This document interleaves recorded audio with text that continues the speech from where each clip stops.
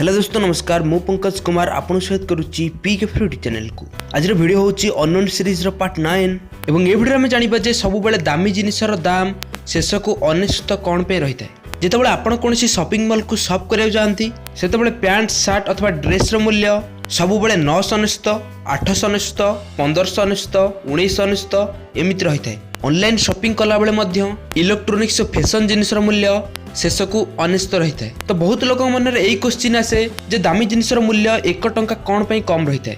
आपण मन में ये क्वेश्चन निश्चय आसथिबो। तो ये वीडियो रे मु आपनकर ए डाउट को क्लियर करबा को जाउछि। तो बेस समय न नहीं चलंतु इंटरेस्टिंग वीडियो को स्टार्ट करिबा।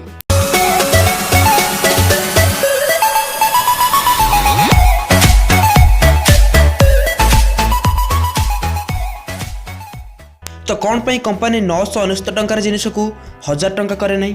तो या पछरे दुईटी कारण रही एवं ये दुईटी कारण जोगु सेलर को बहुत लाभ होता है। Number 1 psychological marketing strategy. यार अर्थ है मनोवैज्ञानिक स्तर रे ग्राहक को सही जिनिस किनिबा पई आकृष्ट करिबा। धरा जा कोनोसी मॉल रे आपण गुटे शर्ट किनुछंती ओ से शर्ट रो मूल्य रही 999 टंका। प्रत्येक मनीष जे कोनोसी नंबर को बामरु डाहाण को पड़े जहा फल रे सेही संख्यार रेंज जना पड़े। धरा जाऊ आपणकर जने सांग कहिला जे तार टीवी रो दाम 29,419 टंका किंतु आपणकर सेठारे 419 टंका मने रुहे नहीं। आपण राउंड फिगर धरि दियंती जे तार टीवी रो दाम 24,000 टंका। कारण हमर मस्तिष्क जे कोनसी संख्यार बाम लेटर उपरे अधिका फोकस करे। सेमिति जदि हमें 60 रो मूल्य 919 टंका देखिताऊ तो आम मध्यरु किछि जण यह 1000 टंका भाभी किनिबा न किनिबा डिसाइड करू। किंतु बहुत लोग अछंती जे माने स्पेशली बाम लेटर ऊपर अधिका ध्यान दियंती तो से माने भाबंती 900 समथिंग।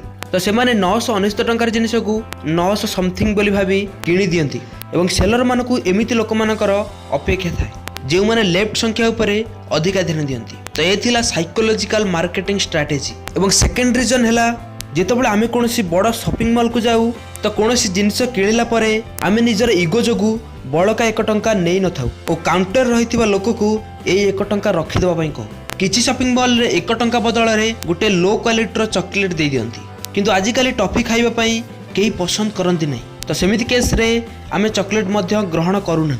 जदि कोनोसी कंपनी रो भारत रे 200 शॉपिंग मॉल रहिछि और प्रत्येक मॉल रे प्रतिदिन 100 कस्टमर निजर बड़का 1 टंका नेउ नहंती तो वर्ष को 200 × 100 × 365 इक्वल टू 73 लाख रुपीज।